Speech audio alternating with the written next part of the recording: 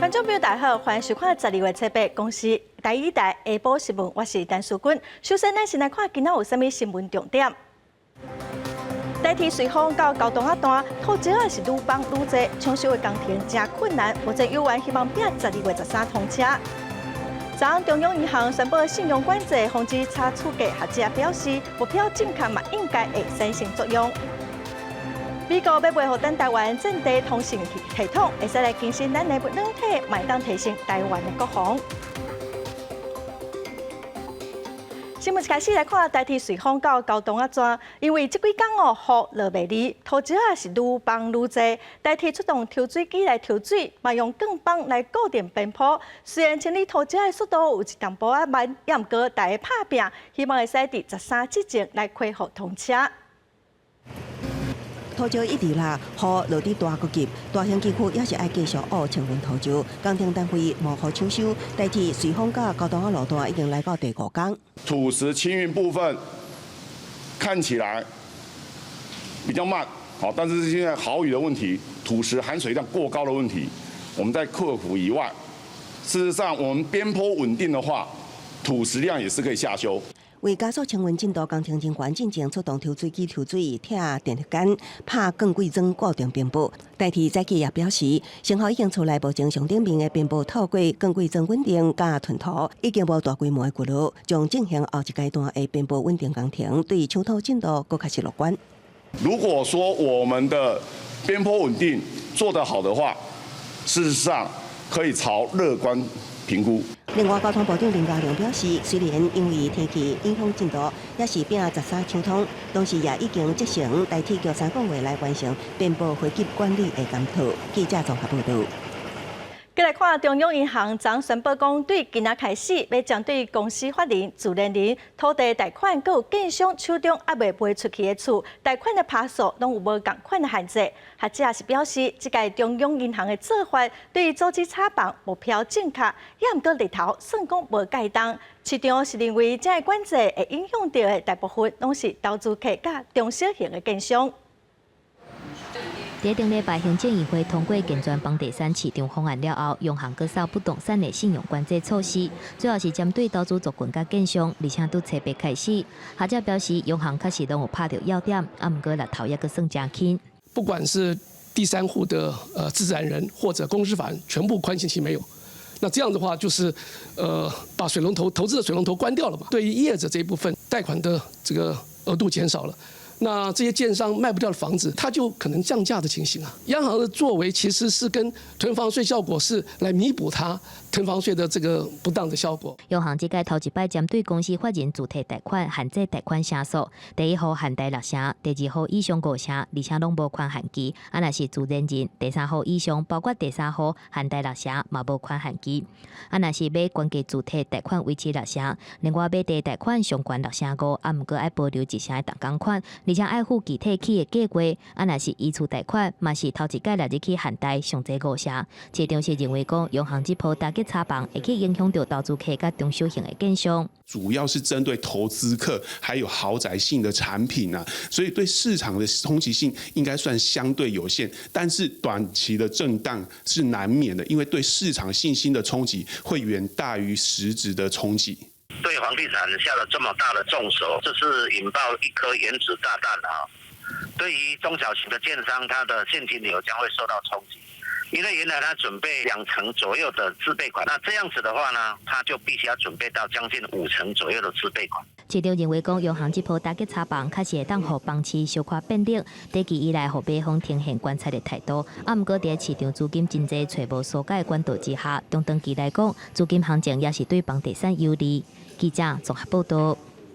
所来关心过来，今仔日新增加2个带病入境的病例，一个是印尼移工，一个是对中国回来的台商。最近过来有真侪移工胃着病毒，移工宿舍的管理到底是出啥物问题？劳动部甲卫生福利部昨开会达成共识，伫疫情的期间，若属移工因为健康检查伫检疫期满了，指挥中心会来提供大个所在，详细的办法会伫初9公布。也毋过劳工团体嘛讲移工的宿舍环境真歹，已经是老问题了。呼吁讲应该爱全面检讨。国内的外籍移工最近一直传出有新冠肺炎确诊的病例，类似的个案可能会加做防疫的空棚，嘛凸显移工宿舍还有移管公司等等管理的问题。移管公司这边如果有留宿移工的情况，也是要原则上一人一室了哈。那不然至少也要遵守我们的这个自主健康管理，地方政府协助去清查这21家的这个医管公司。那如果有违反这个照顾服务的规定的我们就要求他要来改善。劳动部长柯明春表示，会清查登记在案的医管公司，若是公司甲中人拢违规，会限期改善。在疫情还未发生的时阵，大部分移工入境会先去中人安排移工宿舍，完成体检，还有报道的天数，再过去头家引导或者是公司。不过，这个宿舍生活环境并无好。好几十个人挤在一个10坪的房子，或甚至一栋楼有100多个人，然后厕所只有2、3间这样，所以其实大部分的移工对于那个晚上的经验都是觉得是很糟糕的。移工宿舍环境无好，已经是真侪年的问题。呼吁劳动部要全面清查，还有改善。因为移管公司的业务是啥物，管理的权责要安怎区分，拢是劳团要义的重点。我们也要问劳动部，这个医管公司除了接送移工之外，其他业务是什么呢？如果他在接送移工这部分其实就是仲介服务的延伸的话，那凭什么劳动部管不着仲介服务的这个面向？如果雇主或移工没有违法，其实罚不了仲介的。所以这个是就业服务法上对于仲介的侵犯。劳团嘛建议下个月劳动力应该爱双方的政府共同来负责，引进劳工了后直接做管理，避免产生更较侪问题。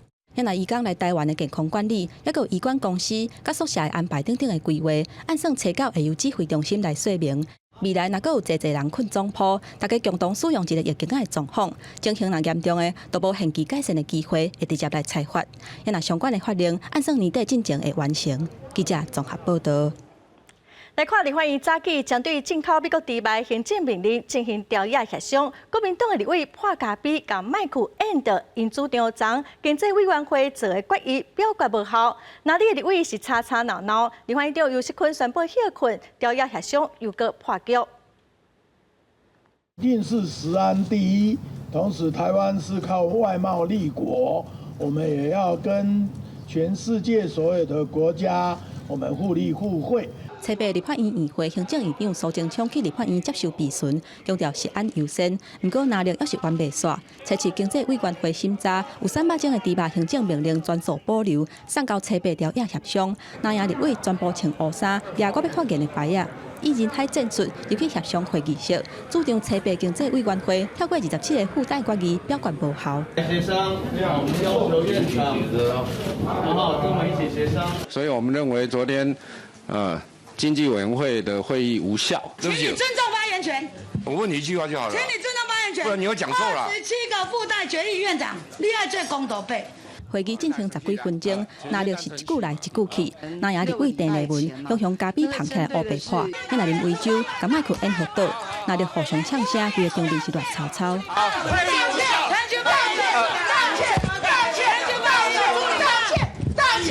休息10分钟。尤锡坤才是休困，台北调查协商破局。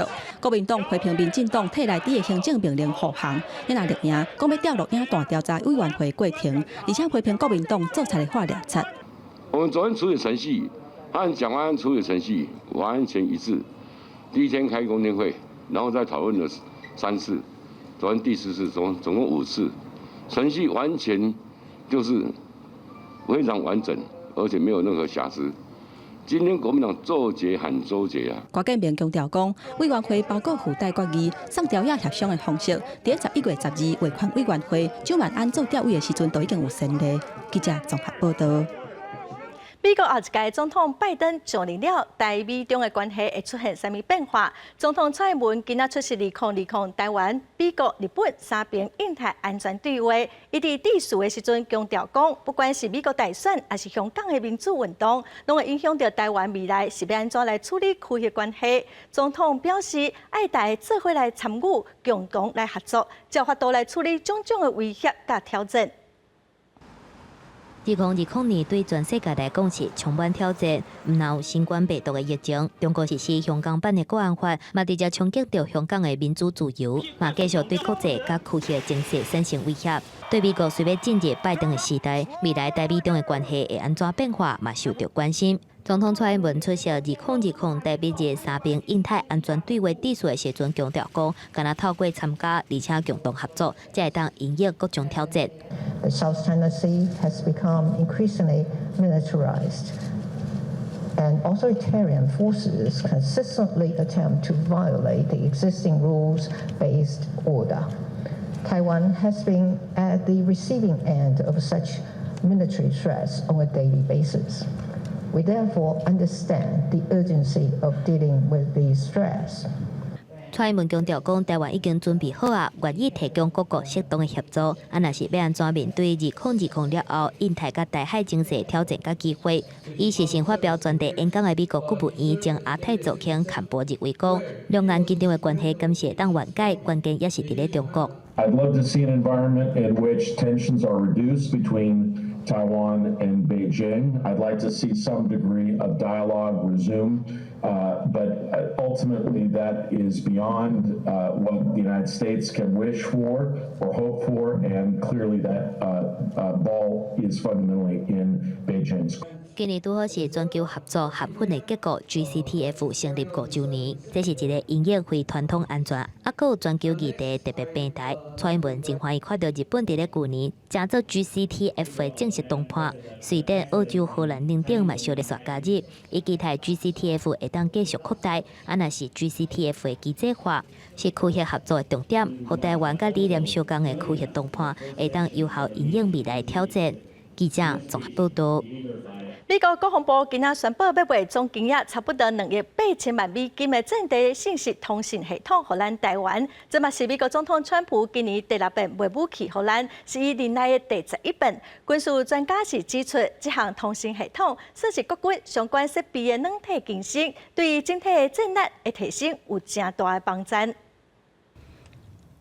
美国国防部伫美东时间7日，搁一届宣布对台军售案。这是美国总统川普今年第6届，嘛是伊任内第11届。美国官方发布新闻稿表示，这届军售的项目主要是野战资讯通信系统，目前已经进行知会国会听书。针对这点，总统府甲外交部拢感谢美国政府真重视，嘛协助台湾强化自我防卫能力。嘛讲美国用具体的行动落实台湾关系法，也有6项保证的安全承诺。野战部队所使用的通信资讯系统可以提升我们的指管能力。根据了解，这个野战资讯通信系统有154个通信点等等相关的设备，军售的内容嘛会包括系统技术的资源、人员的培训，也有后勤的资源等等，总额差不多是2亿8千万的美金。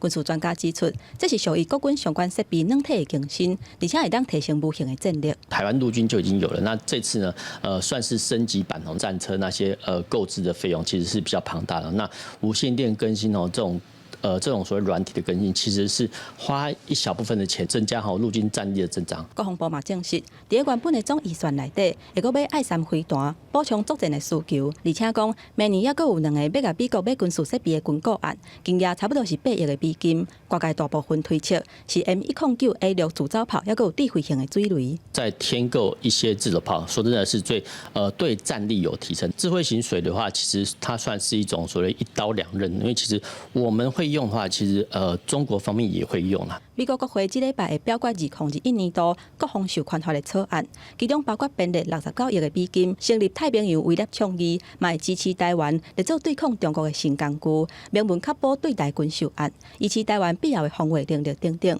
不过，外国媒体报道，川普对其他的条文有意见，可能会动用反决权，法案若要生效，恐惊还阁有变数。记者综合报道。来看香港警方这几天一直在抓人，今仔透早又搁抓走前立法会民主派议员朱凯廸、梁国雄等人。美国的行政部门嘛以中国破坏香港民主的听诉为理由，暂时宣布了新一波对中国官员的制裁。全国人大常委会14名副委员长拢伫制裁名单内面，因伫美国的资产会防冻结，本人佮亲人拢禁止入境美国。这样的话，你帮我可以。初一透早6点，香港的便衣警察来，香港民警调一人当互犯开手机直播家己去轰掠的过程，伊去用指控涉嫌煽动他人参加7月初1的非法集结，目前去用扣留调查。政治打压可耻。今年港版国安法开始了后的第1个7·1回归日，民阵等的团体发起游行，警方拒绝发出不反对的通知书，但是东港也是有10万人来游行示威，而且发生警民冲突。除了陈浩环以外，包括前立法会议员吴志伟、朱凯迪、梁国雄等的8个人，嘛拢小连续起互抓起来。这嘛是伫咧初次香港警察抓8个人了后的另外一波抓人的行動。佢哋就好似有一個護身罩咁，政府係執法機關係唔可以掂佢哋嘅。呢個唔係法治社會嘅精神。另外一個嘅精神呢，就係香港每一個角落都係受到法律規管。美國行政部門以破壞香港民主定序做理由，初次宣布新一輪對中國官員的制裁，甲全國人大常委會14個副委員長列入去制裁名單內底。因伫美國資產會去互凍結，不能甲直系親屬禁止入境。中國外交部是回應講，香港的事務是屬於中國內政，他國無權利干涉。任何外國無權說三道四、橫加干涉。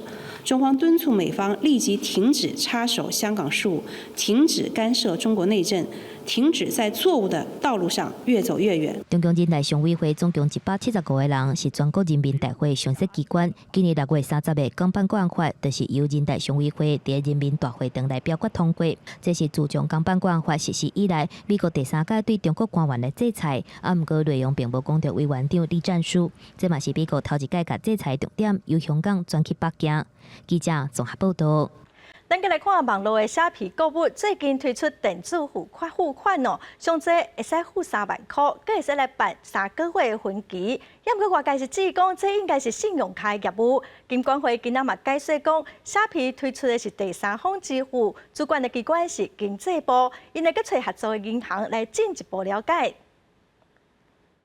網絡買物件回購付款已經真方便，知名電商蝦皮購物推出shopping換1點仔付，會當回購唔免隨付款，也會當申辦相關3個月分期付款，而且唔免像銀行需要透過廉政中心審查個人的信用狀況，只要有蝦皮銷戶都會當開通，也都相關3班。可以啊，多一些就是付費的方式吧，多一些彈性這樣子。還是有利息嘛，吼，所以可能就會斟酌一下。類似信用卡付款服務是引起立委關切，認為有信用卡的特色卻唔是信用卡，香港會出現監管的空棚，也煩惱民眾會因為信用擴大，恐驚還發生10多年前雙卡風暴。它雖然不在金管會的管轄底下，但它又可以處理金融相關的。委年付大概我看網絡上晚15天了哈。是。那這個授信基本上不算是金融的特許了哈。金管會主委黃提波表示，蝦皮支付目前由經濟部主管的第三方支付服務業只做代收代付，因為保管代理收付款項存的錢已經超過電子條例規定10億規模，伊規定需要向金管會申請電子機構，金管會已經核准，不過還未正式發電子支付執照，並且強調電子支付業務未當做授信，未來也未發行。經濟部商業署回應。shopping換1點仔付主要是以消保法規範的分期付款模式，將借款債務讓予用資公司承擔，是法律穩準的模式，而且並不是只有蝦皮咧做。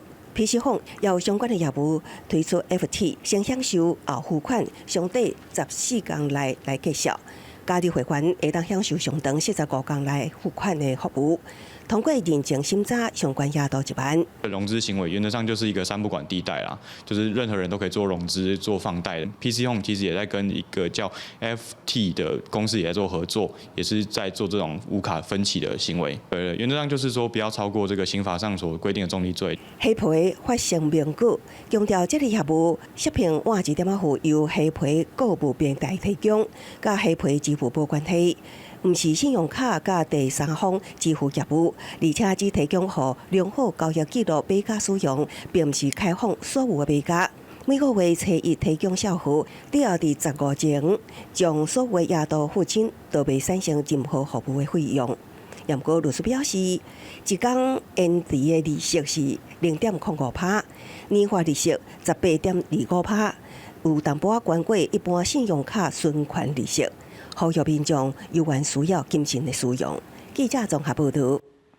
健保署今年设一个智慧医疗资料比介绍的网站，因为一开始有设定每一项资料的相关价，也毋过引起真侪争议，后来就改掉。有民间团体是质疑讲新制度上路，有500多项智慧的资料拢起价，其中有2/3直接起到市面上相关的介绍。网站本来的好意，目前看来却颠倒造成大间病院拢甲介绍有关。智慧医材又搁起争议，医改会公布伫咧健保署9月份公布的8大类智慧查验特材极端值的政策了后，医改会检视11月份的介绍变动状况，发现有531个项目起价，也搁有2/3是直接起价极端值，也是讲要挖极端值。医材极端值根本就变作建议售价。人工髋关节有一家呢，甚至从11960涨到了42200。这样的涨价是252%，冠状动脉涂药支架是涨多跌少，而这个项目呢，民众使用率也不少。医改会质疑讲，健保署原本保证比价网会主文起价过程，避免医疗医所豆豆起价要挖极端值，毋过即马煞无公布。当初是希望卖互民众加开冤枉钱，毋过即马部分医材是起价落少。针对这个代志，健保署回应讲，希望这项原本极端介绍的方向是无改变，所以来请医疗医所记录各种医材的使用效果，伫咧比价网顶悬呈现无共医材的治疗效果。以前赚的比较多的太多的人，我们要把它拉下来呀。极端值是各个医学会他们自己讨论的结果，我们也是很无奈，就说每一个医疗体系的人都是会考虑到自己的最大利益嘛。健保署坦白讲，公布极端值确实会互一寡原本较少的智慧医材介绍变悬，毋过对袂伤贵的也是有这型的效果。建议民众也是会当加参考比价网，选择适合的医材。记者综合报道。今仔有警察跟消防人员的团体到行政院定情，因讲大法官伫去年表示，消防人员的加班补偿等的问题，必须要伫3年内底改善。行政院嘛会做调查，也毋过警消团体是认为，行政院调查无法度来反映基层的意见，因要求行政院爱甲基层坐落来面对面沟通。中央不会回来健康。大声话口号，希望行政院的人事总处会当听到基层的声音，因为大法官昔日785号去年宣告消防员的工时制度欠缺对等的加班补偿，要求3年以来提出改善。人事总处最近提出工时政策的文件来进行调查，警消权益团体认为讲文件以概括式的问题来问基层针对要安怎补偿等等的看法，而且佫限定回应的字数，批评设计伤如此，无法度正式反映基层的意见。我们希望比较过去在年金改革的这个程序上面，在全台湾召开说明会，因为目前针对785的释字，以及到底怎么该谈这个工时调整的政策跟架构，基层是完全没有任何概念的。基层需要被迫切解决的问题是事关于基层同仁的权益的话，那就直接第一线的跟基层同仁面对面，不要再间接的透过转达的方式来知道这些讯息，这些过程可能会被扭曲。团体希望人总开会的时阵，会当邀请基层团体做回来，而且办座谈会，甲基层面对面来讨论，过来就甲定情书交予行政院的代表。各会的相关诉求啊，我们会向院里的长官报告，然后责成人事总处就那个诉求的可行性做相关研议。行政院强调讲，目前人总也搁伫咧继续收集各界意见，嘛会甲基层团体诉求提供予人事总处来参考。记者综合报道。再来看台北市警察局南港分局，红标出讲警察做伙带去酒店调查时发现讲，有10名的警察顶个月初6，因为有同事退休所以就大家小姐去酒店饮酒，这些人拢互记过处分，警察队长嘛互调职。他们是说要帮即将退休的同事帮他们办欢送，涉案员警分别予以记过处分，单位主管考核监督不周，予以调整职务。警察局亦明快处置，以展现出净化风气的决心。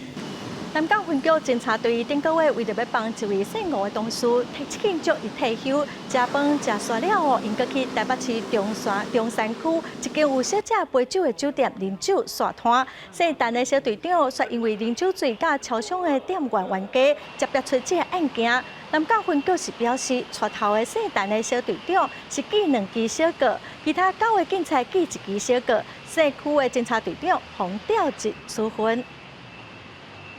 再来看，昨下晡新竹市发生一件公安的意外，一名姓黄的工人伫下水道的作业的时阵，煞互土堆啊地个，找到的时阵已经无喘气了。新竹市的工务局是表示，承包商无照起工，先做防护的措施，嘛已经要求爱停工来厘清责任。消防人员轮流落去学，因为一个51岁姓黄工人，初一下晡伫新竹市的北区做地下水道工程的时阵，向去互放落来的土瓦解。两边的土因为可能湿吧，就整个摊下去，把人活埋在里面。消防人员烦恼公用器械来学会造成危险，所以用手学。不过时间过点外钟，学3点2公尺深，也是无看到姓黄的工人，所以决定请专业的工程人员出动怪手来斗3工。最主要也是工人的司机在第一时间就发现已经土石坍，好，那只是说真的埋得太深了，好，那在第一时间我们没办法用人工，所以后来是借由机具来做一个处理。出动怪手切怪机械扩大甲路面挖开，挖到3点6公尺深，总算发现姓黄的工人，不过已经无生命反应，送病医疗无救到倒来。新竹市工务局来现场勘查，发现承包商无照规定来设闸头的设备。因为这个的开挖深度，最后有达到3.6米，3.6米，所以这个深度，那依照规定的话，是应该要施作挡土设施。那我们在现场看，身边并没有发现这些挡土设施的一个施作。检察官会详验死者遗体，而且会同相关人员去案发现场来会勘。若是新竹市府目前已经下令暂停全市的地下水道工程，而且要调查清楚相关的责任。记者综合报道。来看国道1号南口交流道，每一天的车流量拢真大，嘛定定拢有人违规。桃园市政府就用科技来执法，短短1个月就开出上千万的罚单。目前违规的事件嘛有大减少了。车辆来来去去，位于桃园龟山甲新北南口交界的国道1号南口交流道41A 北上匝道1口，逐天车流量大，有驾驶抢警违规，造成交通塞住。桃园市政府伫龟山1路甲文化1路口建立高科技执法，路野翕相取缔违规的车辆。短短1个月已经取缔16344件，开出超过1000万的罚单。自11月2日起至11月30日止，共计取缔违规太阳未依标线行驶16185件，以及闯红灯164件。目前各项违规数据均已逐步下降，显示驾驶人逐渐开始遵守交通规则。警方表示，科技执法上路11月7日到30，无依标线行驶16180件，开罚9708000块，弄红灯164件，罚295200块，总计1003200块。交通局表示，未来会继续扩大科技执法范围，也已经争取相关经费进行建立。科技执法规划的地点会选择以易肇事的路段以及易造成拥塞的路段来进行建制。交通局表示，未来科技执法处也会评估搭配电子会当变色车道管制牌面，类似调拨车道的概念，按照上下班车流尖峰前方变换车道行驶方向，满足交通顺畅的需求。记者综合报道。来看嘉义有一名4岁查甫人，伫107年的4月份，伊开的早顿店因为有人食物中毒，虽然后来伊互判无罪，也毋过这头家自去年开始伫嘉义市设一间无牌的食品工厂，卖一寡豆仔制品。警方嘛接到检举，伫1个月7日，伫工厂查扣将近6吨的食品。检警甲卫生局警员进入4月相关位置嘉义市东区宜平路这间工厂，豆制品的生产线也来作业包装。来是多少？246，一来是24罐。这间食品工厂无合法登记产品，特强调通过 ISO 品管甲食安管理认证，骗消费者信任。警方接到检举，1个月7日前往4月相关的工厂公司甲冷冻库来调查，抓登记13名员工，幸好以涉嫌伪造文书、妨害农工商罪，商标法加10万块以上。他在那个住宅用地上面搭建铁皮屋做那个地下工厂标示了通过 ISO 9001的认证以及 ISO HACCP 食品安全卫生管理的认证招来不知情的民众来购买有诈欺的嫌疑。警方指出，四月香环经营的豆泥达连锁早顿店107年间，予52人是无中毒案，也毋过伊最后被判无罪。后手有缘经营连锁早顿店，伫108年也开始设立地下食品工厂，扩大销售的范围，予60多间实体店面甲网络起卖。改变成那个实体店面通路的铺货以及网络上的销售。那它在网络上是透过 FB 以及 LINE 的揪团，还有虾皮或是有找一些网红来行销它的产品。检警拢总查获5点6吨的成品，并且陆续回收已经卖出的产品，也毋过无将伫网络上有缘会当发现也咧卖相关的产品，警方已经要求全面回收落架。若果民众也阁发现相关的产品，会当向当地卫生局检举。记者综合报道。来看台南的后壁区有2个里，因为饲鸡场的臭味，互民众是真困扰哦。无想到讲又搁要新开饲鸡场，将百位民众伫今仔到台南市政府头前登前，要求政府要撤销饲鸡场的执照。台南市的农业局是表示会依法行政，卖甲民众各业者来沟通。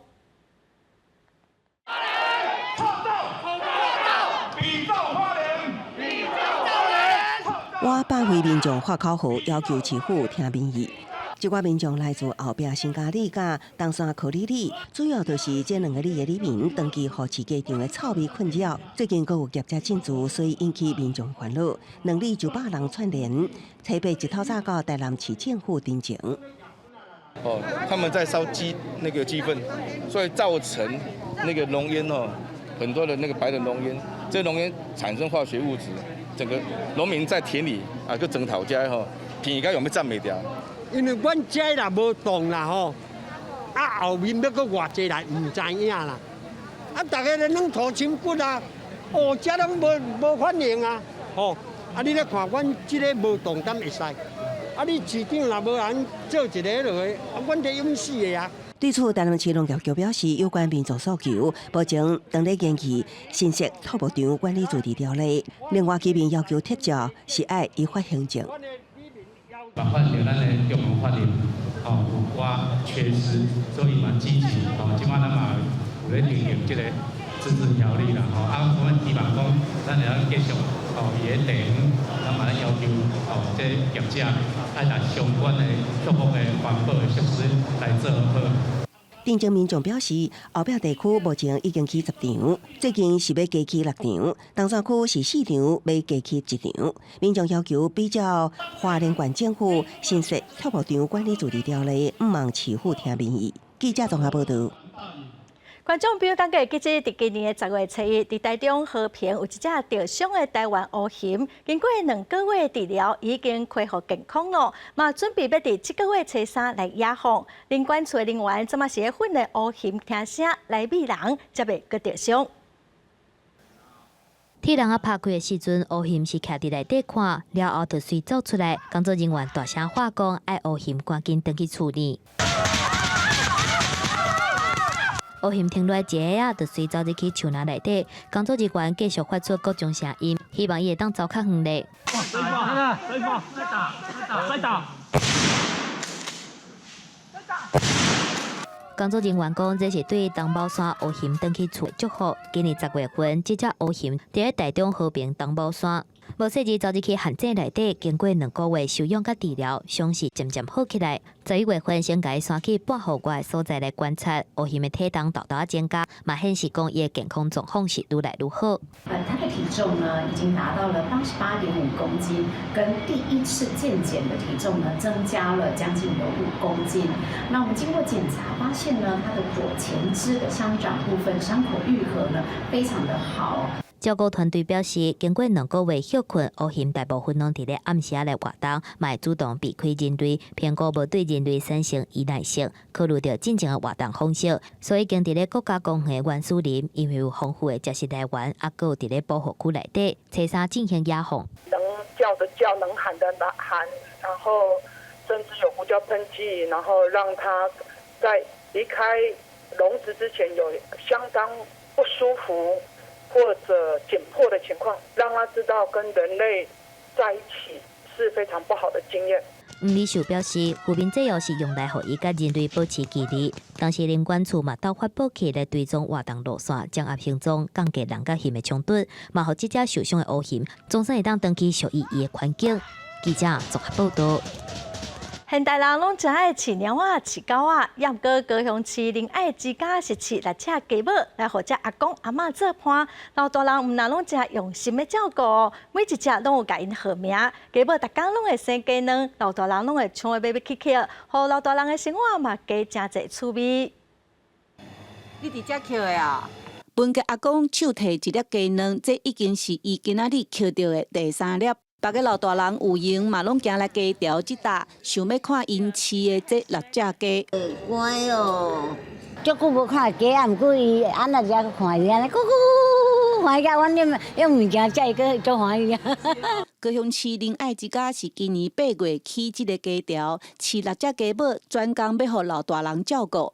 鸡猫经过训练真乖，阿公阿嬷饲因食米，也是甲鸡仔抱伫身躯，大家拢喙笑目笑。到整理去了给鸡舍，他就是他除了被人家照顾之外，他其实现在是有能力会再去照顾这些鸡啊，大家嘛客人去才足欢喜的。其实英国有研究报告，互老人饲鸡会使降低64%失智的风险，所以作家杨环正这几冬才开始伫台湾推广，互老大人饲鸡。仁爱之家的鸡条就是伊斗3工起的。有一些媒介，这些媒介这呢，因两个有话讲，因两个降低冲突。嘛有话讲呢，麦当劳这个时候人讲伊的生活有一寡重心。那因为家母来到机构，还是讲来到社区，来到一寡居服的单位，伊会当因为这照服员因为扛这个动物仔做伙，伊有一寡需要吼。对这个月开始，6只鸡仔拢有家己的名，不管是蒙奇也是娜娜，因逐工食饱佮自由，遮的鸡仔甲遮的老大人看起来同款足快乐。记者陈家军、赖伟做高雄报道。台北市有一条92公里长的步道，为关渡捷运站到政治大海后山，这条路线就伫古都市的边仔，交通真方便的所在。台北市政府甲国家地理频道合作翕纪录片，希望伫疫情过了，会使请愈较侪国际观光客来台北市佚佗。台北盆地四周边互关山包围，若是徛伫上悬的所在，就会当清楚看到规个城市，阁有名的地标台北101。2年前，北市府整合相关步道，改整理做92公里长的台北大创造爬山路线。北边对干道捷运站开始，南边到鸟空正大后山，拢总分做7段，会当通过万火山、阿热带山拿，阁会当去地香港花田内底佚佗。市府甲国家地理频道合作拍纪录片，要用新的角度向国际行销台北市。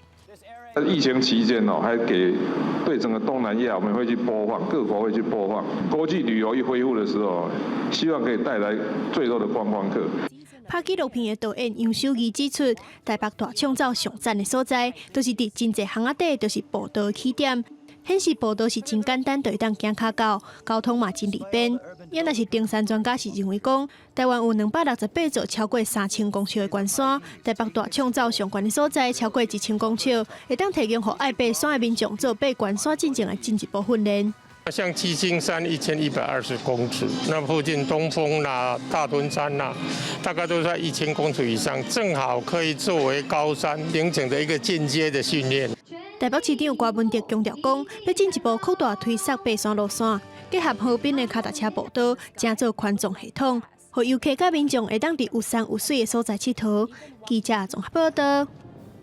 幼儿园的老师跟教保员拢有规定，讲每一年拢必须要完成18点钟的课程。全教总是指出哦，这些老师拢只会让利用家己的休困日去上课，无公假，嘛无补休，嘛无加班费，无完成课程，计罚款1000块到6000块，实在是无啥物道理。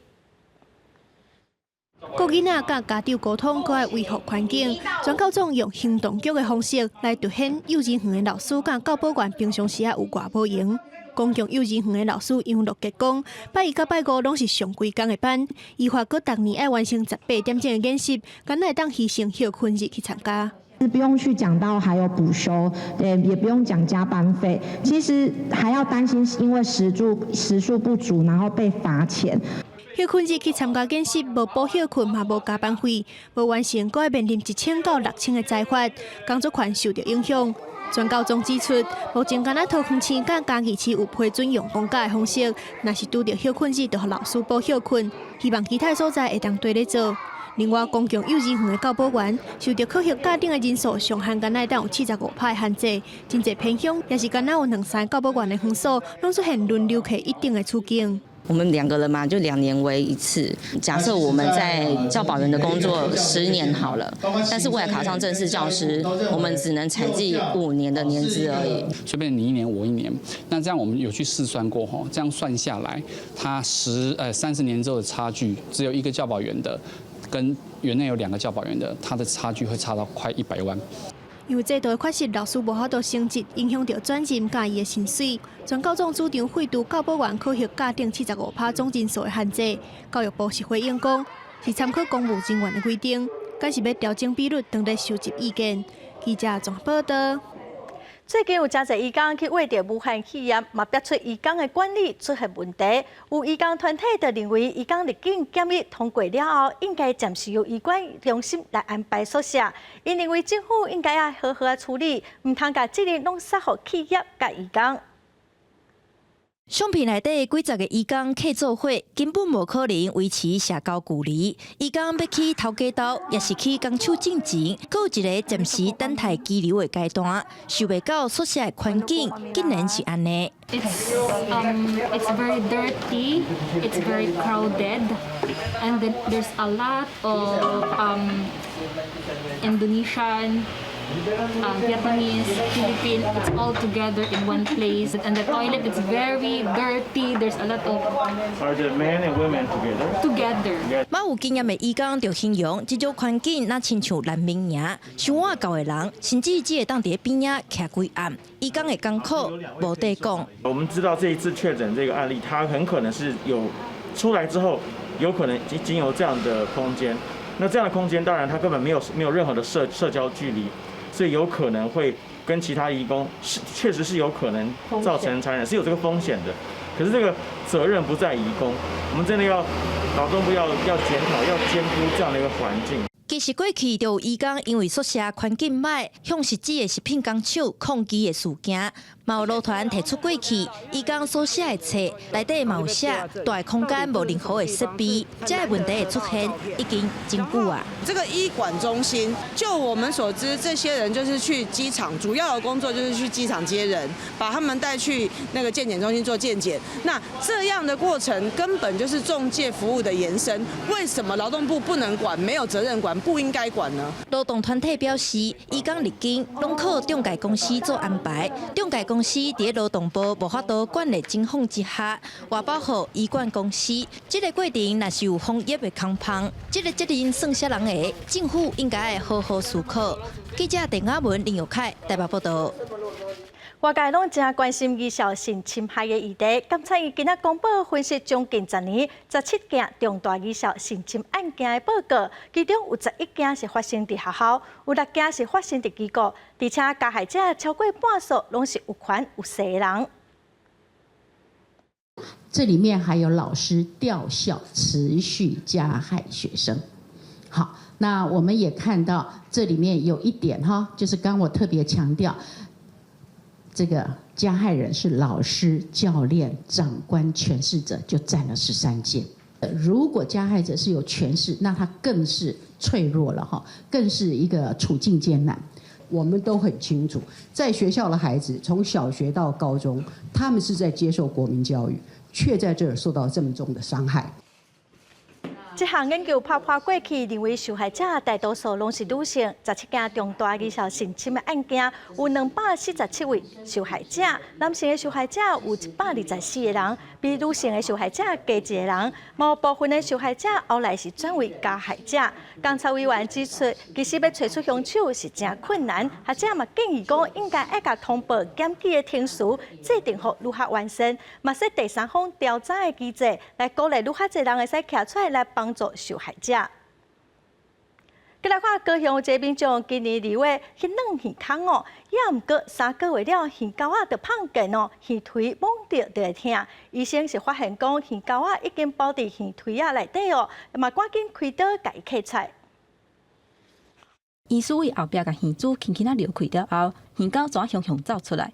这个患者今年2月份，第一卖鱼钩的店面更鱼珠空，因为伊烦恼这个空会生肉蛇肉去，鱼钩蛇一直刮咧，想袂到3个月了后，肚边的鱼钩竟然蛇无去，而且鱼珠轻轻啊弹落，就会感觉真痛。那妈妈就非常狐疑的说，耳环怎么可能被包在耳朵里面？一定是你弄掉了。那因为那个小女生一直说她的耳朵都是会疼痛的感觉，尤其是睡觉的时候压到会有异物感。患者去互医生看的时阵，才发现讲鱼钩早就包伫个鱼珠内底，赶紧手术把鱼钩摕出来。医师表示，打光的鱼珠孔都是一个空喙，空喙复原的过程当中，有可能会把鱼钩包伫个鱼珠内底，才会一直发炎。我们建议打耳洞就是以一个无菌的方式操作。假如本身的体质容易有蟹足肿、容易感染，或者是说免疫比较不好的部分的话，就要特别的小心跟注意。他睡醒之后就压进去了，所以他醒来看到压进去的整个包住的时候，他就整个拔掉，然后还流血。医师提醒，只要空喙有发炎、感染，或者是较会生疤的体质，亲像蟹足肿的体质，若要讲鱼珠孔，就要较注意。若是感觉耳仔弹落痛痛，或者是怪怪，就要去互医生做检查。另外，讲鱼珠孔的场所，嘛应该选伫医疗院所来进行。一般的店面，若是消毒了无够周至，毋但可能会引起感染以外，还佫可能会去胃着肝炎，还佫有艾滋等传染性的疾病。记者综合报道。带观众朋友来看，屏东有一位本来伫电子公司上班的先生哦，伊登去故乡屏东饲芳，因为芳的坐少是环境好歹真重要的指标。伊对2个芳箱饲到大有30外个，伊知影环境要好，就爱为教育开始做，所以嘛拍算要甲因厝邻的槟榔园改做是生态农场，要来教囡仔自细汉就来啉肉芳。就是在这个区域。还有上面这边这个区。金竹介绍厝内饲芳的生活，这个饲芳专家伊叫周明基，原本是做电子产业，后来因为爸爸需要人照顾，所以决定放弃薪水真悬的工课，回来故乡饲芳。屏东这边其实也没有什么电子产业，所以我就只好想说，那屏东这边的废弃物很多，所以我就想说要利用蚯蚓跟黑水虻来解决农业上的一些废弃物。后来我就去苗栗农改场学习养蜂啊，然后把这边的一个槟榔园想要打造成一个生态农场。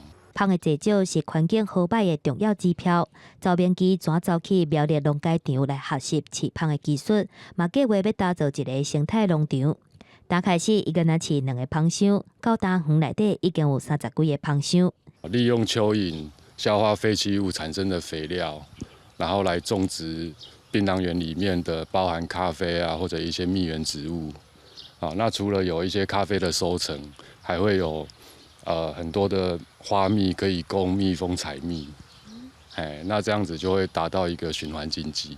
伊认为讲要让环境更较好，就必须爱读教育来改变观念，所以毋但计划要甲厝内的槟榔园改造做生态农场，嘛结合参观芳场、甲家己采蜜等等的活动，来推广环境教育的知识。可是我本身在屏南社区大学有当那个养蜂班的老师，也在推广养蜂，所以养蜂班的同学也会来参观。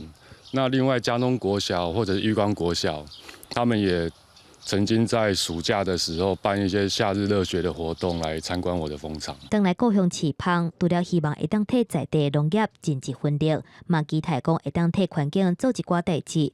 目前嘛配合社区大厦甲国校学校的户外教学课程，希望会当透过教育，好好的理念会当继续传达出去。记者综合报道。菜哦，不一定爱种伫土里，咱来看丹麦有一座村口农场，菜拢种伫室内，咱做伙来看卖。伫咧哥本哈根工业区，这座占地7000平方公尺、由飞人机库所改装的徛伫农场，最近会当看到尾仔菜、芳草，还佫有意菜花伫咧布院。已经每年第一季会当采收200吨的菜色，若是村口全部14个家拢种好满，一年会当收1000吨。这款采经验的菜色，唔免用土，也是照日头光，是结合机器人用水加电的技术，而且用2万个特别做的 LED 电火，24小时一直来照，当年会当采收15摆。毋过乡村的农户是质疑伊菜色供应能力，嘛批评讲徛伫农场的食电真香。A vertical farm is characterized not harming the environment by recircling all the water and nutrients. of fertilizer, and in our case we use 100% energy from windmills, which make us CO2 neutral. 徛伫农场每公斤的作物灌溉水量是1公升，比节温地铁系统无利用的空间，也是大楼下骹停车场搁开发利用的地下农场顶是省40倍，而且比农地正式是省250倍。徛伫农场其实已经有10年的历史，美国纽约、巴西圣保罗，甚至是杜拜沙漠都会当看。欧洲算是较晚开发。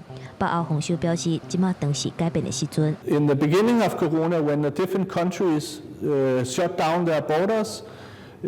People are more aware that the food supply chain should be secured, and one of the ways to do that is vertical farming, a local production. 不过，北欧丰收的菜色无法度搭有机票啊，因为根据后面的规定，有机种植需要用到土，所以今日当强调讲无使用农药甲头汤剂。根据丹麦农夫联盟的调查，95%的丹麦人已经准备要替环保来改变家己的消费行为。何况欧洲上有规模之一的北欧丰收时表示，目前已经有外汇餐厅啊，还有超市等等业者来制作。公司新闻吴文玲编译。下半部的天气，咱来看各县市详细天气资料。北部地区上低18度，上悬20度；中部地区上低21度，上悬26度；南部地区上低22度，上悬28度；东部地区上低19度，上悬25度；华岛地区上低15度，上悬22度。感谢观众朋友收看今仔公司第2台下晡新闻，我是陈淑君，明仔载同一个时间咱再会。